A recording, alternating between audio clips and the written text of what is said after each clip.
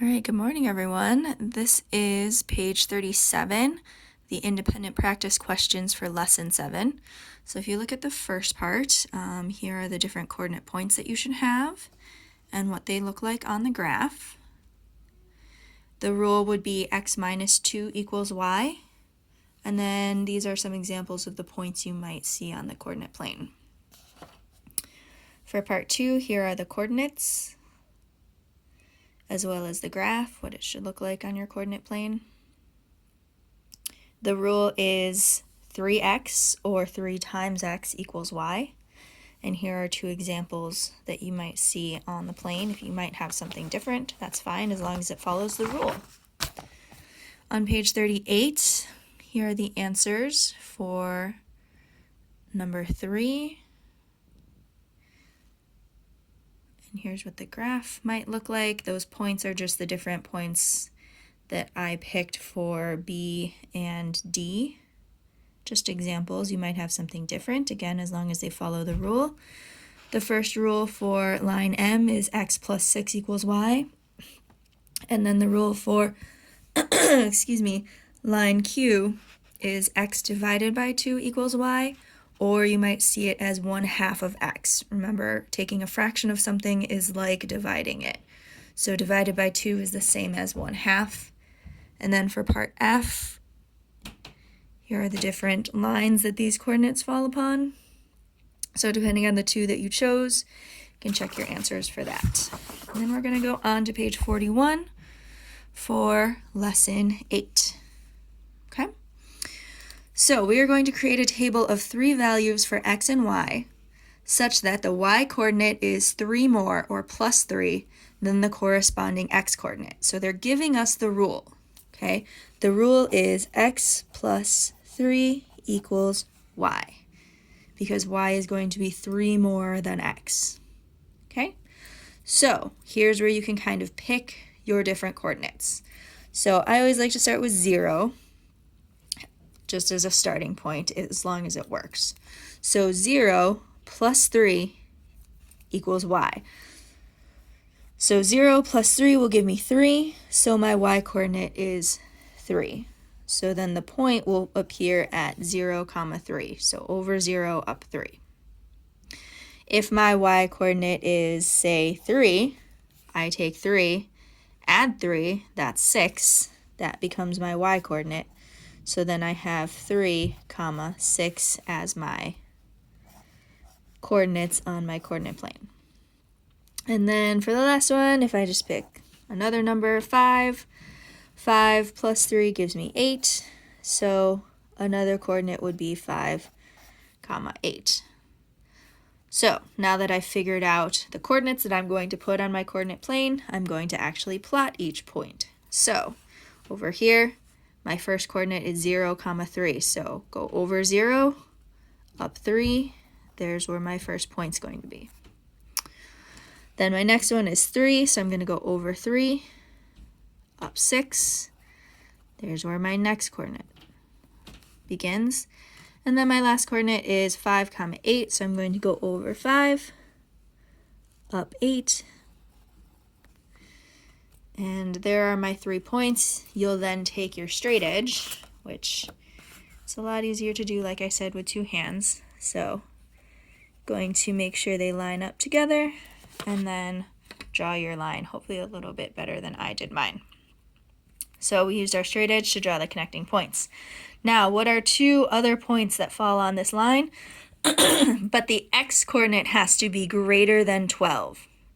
So my x coordinate has to be bigger than 12, so a bigger number would be 13, and another bigger number would be 20. So those are the 2 x coordinates I'm going to use. Now I have to follow my rule of x plus 3. That will give me my y coordinate. So x is 13. 13 plus 3 gives me 16. So as long as I'm following the rule, even though I can't fit it on my chart because notice how it ends at 12, so we can't draw the points and try to line it up. We have to actually use the number rule. So 13 plus 3 gives me 16. 20 plus 3 would give me 23. Those would be 2 points that fall on this plane, but don't necessarily fit on the graph, okay? So it's making sure that you understand the rules and how to figure out the coordinates. All right, let's turn to page 42. This time we have to create a table, but now the rule is 3 times as much as the x-coordinate. So 3 times would be the same as multiplying by 3. So again, this time it's 3x equals y. So I have to take whatever my x is, multiply it by 3, that will give me my y. So if I start with 0, 0 times 3 gives me 0. So my first coordinate is going to be at the origin because it's at 0, 0. It doesn't move at all. All right, then let's say my next coordinate is at 2. 2 times 3 will give me 6. So I'm going to have my next coordinate at 2, 6. And then, excuse me, the last one, let's see. Let's do 4. So 4 times 3 will give me 12. So my new coordinate will be 4, 12. So again, now that we've figured out our table, now we can plot them on the coordinate plane. So 0, 0, doesn't move at all, it stays right at the origin. Over 2, up 6, takes a nice big jump up there. And then we have 4, 12, so over 4, up 12. Notice this slope is really, really steep. So there's kind of a difference between the lines when you multiply versus the lines when you add. And again, this is really difficult to line up, but you're going to have 2 hands. You can line up your straight edge and then connect your dots in a nice straight line. And there's our coordinate plane for this one. So now give coordinates of 2 other points that fall on this line, but the y coordinate has to be greater than 25. So we have to now work a little bit backwards. So 25 is going to be here, or sorry, greater than 25 is going to be here. Okay, but we also have to think about numbers that can be divided by 3. So I don't necessarily want to pick 25 or 26 because they're not easily divisible by 3. So here's where all that stuff comes in of your fluency and your times table charts. So I'm going to pick 27 because 27 can be divided by 3 and 27 is also greater than 25. So working backward, 27 divided by 3 gives me 9. So my coordinates would be 9, 27. Now, the other way you could do it is you can think, okay, what numbers can I multiply by 3 to get something that's bigger than 25? So I could have started with 9 and said, okay, 9 times 3 gives me 27. 27 is greater. Okay, I'll write it down now. Okay, if I put something here like 6, I would have to say, okay, 6 times 3 is 18. Oh, that doesn't work. 18 is less than 25, so that doesn't really fit into the qualifications. So now that I know that my coordinates have to be bigger than 9, I can just start with, okay, let's just say 11 is my x-coordinate. 11 times 3 gives me 33, and 33 is greater than 25. So it follows the rule of x times 3, and it also follows the rule that the y has to be greater than 25. Okay, so those are 2 possible coordinates on this line that don't necessarily fit in the graph, but they still follow the rule. Now, over here, there is another way that lines are made. It can incorporate both multiplying and adding. So, not only do we have to multiply by 3, we also have to add 1, because the y-coordinate is 1 more than 3 times x. Okay, so this rule is a little bit longer. 3x plus 1 will give me y. So if I start at 0, follow the rule. 3 times 0 is 0. 0 plus 1 is 1, so my y is 1. So my coordinate is 0, 1. Now, if my x equals 2, okay, 2 times 3 is 6.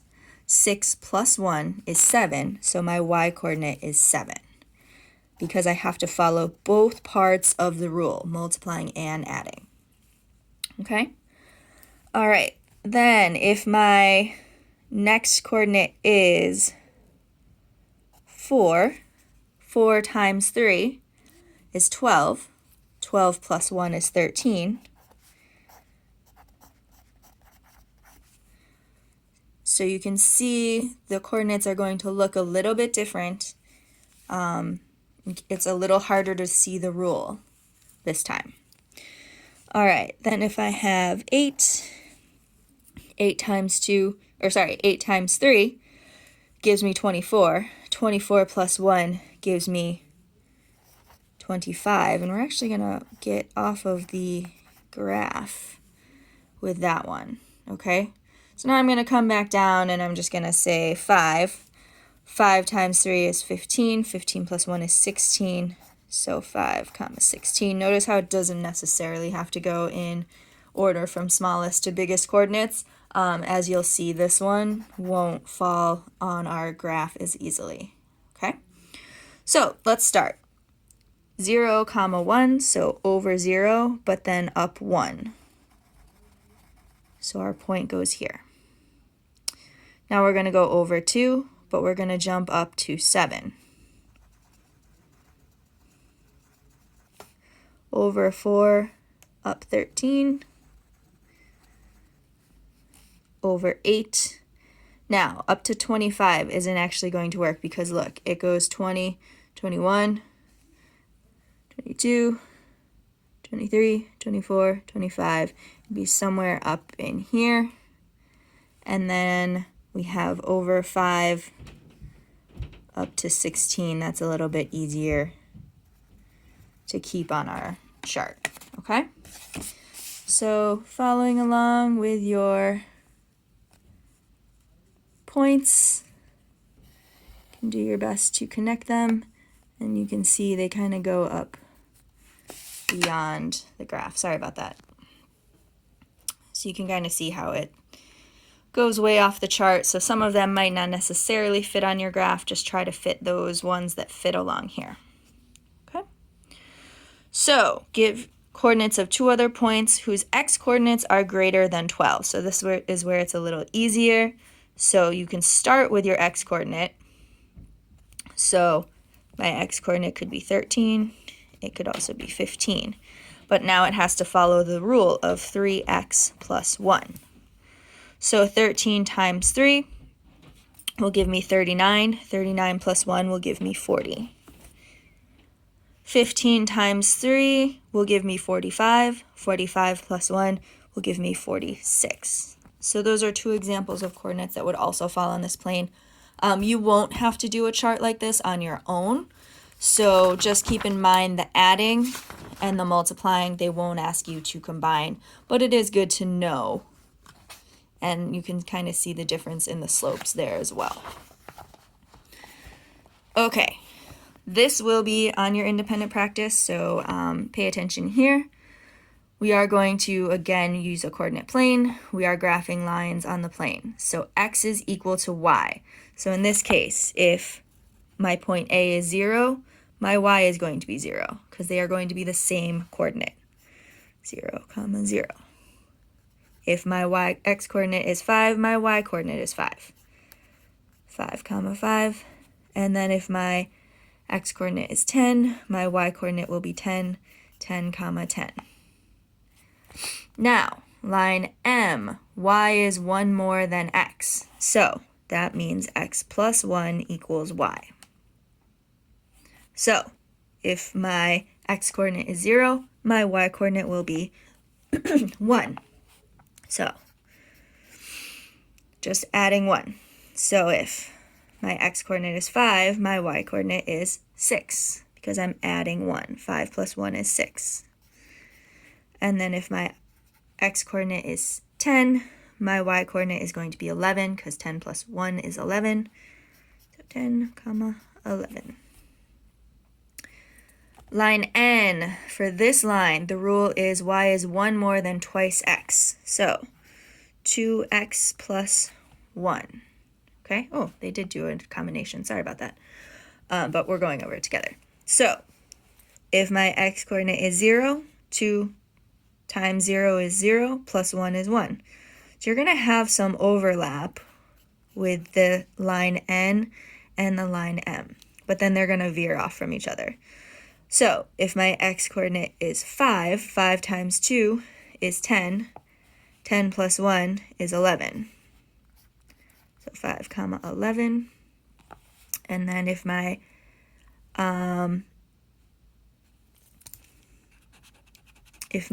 x-coordinate is 7, 7 times 2 is 14, 14 plus 1 is 15. So this will be my last coordinate for line N in my examples. So let's start by graphing line L. So we have 0, 0, right at the origin, over 5, up 5, over 10, up 10. Okay, so here's that coordinate plane. Take your straight edge, do the best you can to connect those lines. Okay, like that. So this is line L.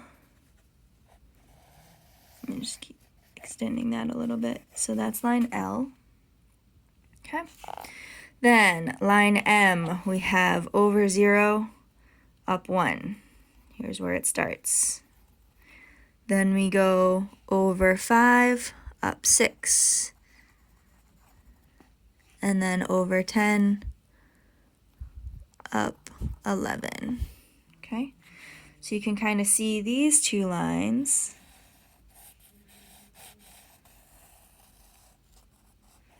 are next to each other, and it looks like they're not going to cross because they're parallel. Okay, so that's line M, and then line N, over 0, up 1, you see that it starts here, over 5, up 11, and then over 7, up 15. So this slope is very different, so it's going to kind of cut across this way. Oh, jeez. Sorry.